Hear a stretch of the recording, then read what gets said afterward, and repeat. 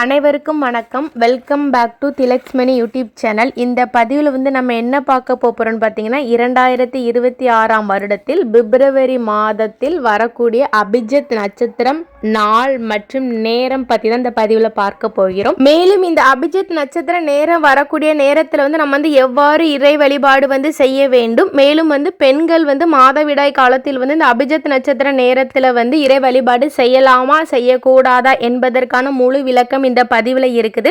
அதனால் இந்த பதிவு உங்கள் எல்லாத்துக்குமே ரொம்ப யூஸ்ஃபுல்லாக இருக்கும். கண்டிப்பாக ஸ்கிப் பண்ணாமல் எல்லாருமே கடைசி வரைக்கும் பாருங்கள். நம்மளுடைய சேனலை சப்ஸ்கிரைப் பண்ணாமல் இப்போ தான் ஃபஸ்ட் டைம் பார்க்குறீங்கன்னா கண்டிப்பாக சப்ஸ்கிரைப் பண்ணிட்டு பாருங்கள். மாதம் வரக்கூடிய அபிஜித் நட்சத்திர நாள் மற்றும் நேரம் நம்மளுடைய சேனலில் தொடர்ந்து பதிவு செய்யப்பட்டு வந்துகிட்டு இருக்குது. அதனால் கண்டிப்பாக சப்ஸ்கிரைப் பண்ணிட்டு பாருங்கள். வாங்க இப்போ நம்ம வீடியோக்குள்ளே போகலாம். நிறைய பேருக்கு பார்த்தீங்கன்னா அபிஜித் நட்சத்திரம் நேரம்னா என்ன, அபிஜித் முகூர்த்த நேரம்னா என்னன்னு சொல்லி நிறைய பேருக்கு டவுட்டாக இருக்குது.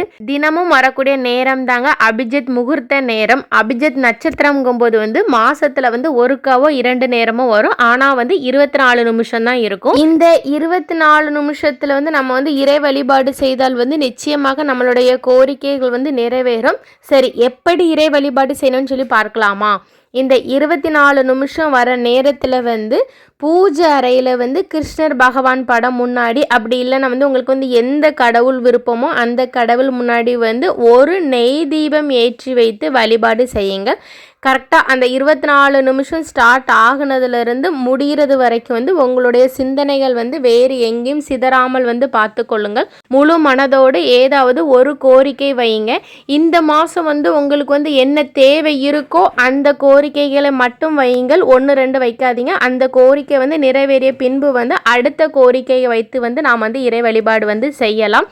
கண்டிப்பாக இது நடந்துரும்னு சொல்லிட்டு அந்த நம்பிக்கையில் நீங்கள் இறை வழிபாடு செய்யுங்கள். நிச்சயமாக உங்களுக்கு அந்த வேண்டுதல் நிறைவேறுங்க. அதனால தான் இந்த 24 நிமிஷம் வரக்கூடிய அபிஜித் நட்சத்திரத்தை கிருஷ்ண பகவான் தன்னுடைய மயில் இறகில் மறைத்து வைத்திருப்பதாக புராணங்களில் சொல்லப்படுகிறது.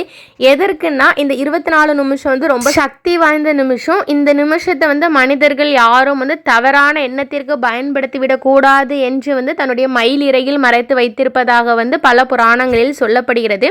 அதனால இந்த 24 நிமிஷம் வரக்கூடிய நேரத்தில் நீங்க அடுத்தவங்களுக்கு கெடுதல் நினைக்கிற மாதிரி கோரிக்கையை கண்டிப்பாக வைக்கவே கூடாது. உங்களுக்கு என்ன விருப்பமோ என்ன தேவையோ அது கரெக்டாக நீங்கள் கோரிக்கை வைத்தீங்கன்னா நிச்சயமாக அது விரைவில் உங்களுக்கு உங்களுடைய கோரிக்கைகள் எல்லாமே நிறைவேற்றி தரும். உங்களுடைய வாழ்க்கையில் உள்ள கஷ்டங்கள் எல்லாமே தீருங்க. அப்பேற்பட்ட சக்தி வாய்ந்த பிப்ரவரி மாதத்தில் அந்த அபிஜித் நட்சத்திரம் வரக்கூடிய நாள் மற்றும் நேரத்தை பார்த்துடலாமா? பிப்ரவரி 15ஆம் தேதி வியாழக்கிழமை அன்று வருகிறது. தமிழுக்கு பார்த்தீங்கன்னா மாசி 3ஆம் நாள் வருகிறது. நேரம் பார்த்தீங்கன்னா இந்த வாட்டி இரவு நேரத்தில் தாங்க வருது. எப்போன்னு பார்த்துடலாமா?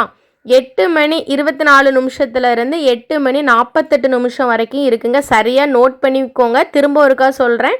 பிப்ரவரி 15ஆம் தேதி இரவு 8:24 8:48 வரைக்கும் இந்த அபிஜித் நட்சத்திர நேரம் இருக்குங்க. இந்த அபிஜித் நட்சத்திரம் நேரத்தில் நீங்கள் இறை வழிபாடு செய்வதால் உங்கள் வீட்டில் உள்ள கஷ்டங்கள், சோகங்கள், இன்னல்கள் எல்லாமே நீங்கி மகிழ்ச்சியான வாழ்க்கை அமையுங்க. நம்ம இந்த அபிஜித் நட்சத்திர வேலையில் நாம் செய்யும் எந்த ஒரு வழிபாடும் நமக்கு பல மடங்கு நல்லதோர் பலன்களை அள்ளி அள்ளி கொடுக்கும் என்று சொல்லலாம்.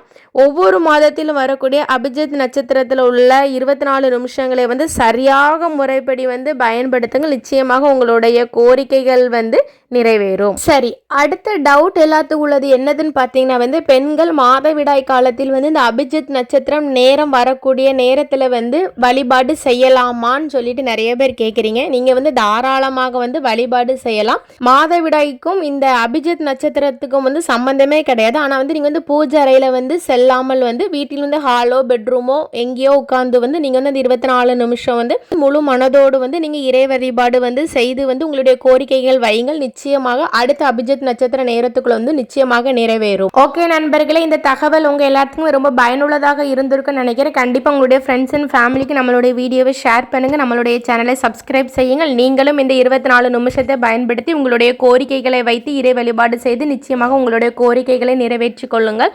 நீங்கள் வந்து மார்ச் மாதத்தில் வரக்கூடிய அபிஜித் நட்சத்திரம் நேரம் மற்றும் நாள் பற்றிய தகவல்கள் அறியணும்னா கண்டிப்பாக நம்மளுடைய சேனலை சப்ஸ்கிரைப் செய்யுங்கள். அடுத்து இதே மாதிரி ஒரு நல்ல பதிவில் சந்திக்கலாம். நன்றி, வணக்கம்.